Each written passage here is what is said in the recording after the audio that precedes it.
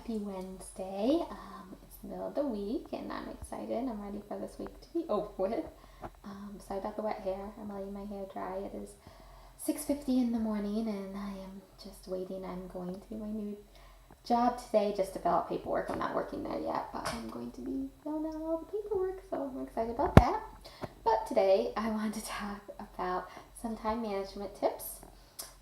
I think if you watched my last video, that time management is really important in helping you overcome your perfectionist mindset. So these are a few of the tips that I have. My first one is prioritize your day.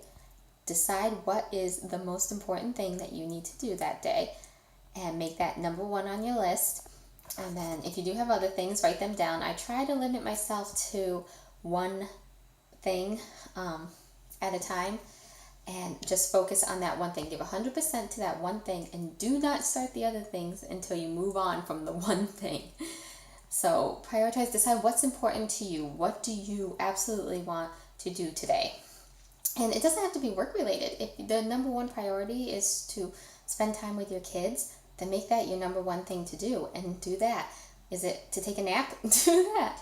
Just whatever is high priority on your list, make that the one thing that you're focusing on, and then don't move on to the next item on your list until that thing is done. My number 2 tip is you don't always need to be busy. No, you don't have to fill your schedule up with so many things that you don't even have time to take a break in between. I don't know. Whenever anybody asks you how you're doing, do you say, "Oh, I'm busy"?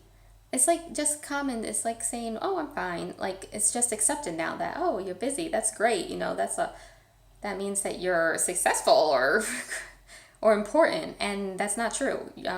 Being busy it just means you don't have time to do anything that you really like to do. So don't fill your schedule so full of things, especially if you don't like doing them. If there's things that you just don't want to do, like for example, a PTO meeting or baking cupcakes for a bake sale, you can say no. Say no and don't do those things. I mean, there are things that we don't feel like doing that we have to, like going to work and cooking and giving our kids a bath. A few things that we don't want to do, but we have to do, and those are different. Yes, we have to do those things, but I'm talking about like the other things that fill up your schedule that you don't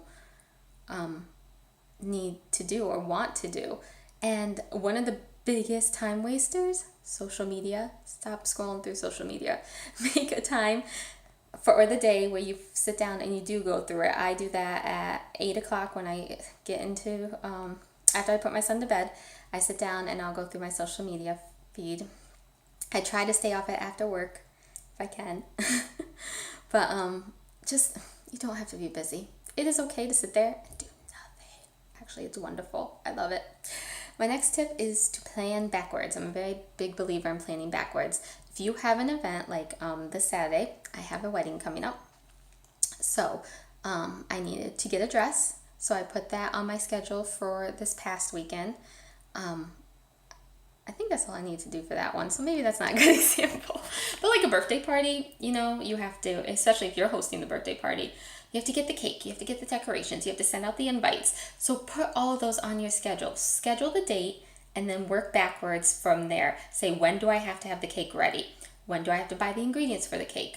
When do I have to get the decorations? When do I have to send out the invitations? Put them all on your schedule so you don't forget. There's nothing worse that makes me feel worse than forgetting something. So plan backwards and put them all on your schedule so that everything that you need to get done gets done. Don't just make a list and then keep it there, because that list doesn't have dates on it. It doesn't tell you when you need to do those things. Put them in your schedule of when you need to do those things so you don't feel so rushed the day before, running around like a crazy person trying to get all this done.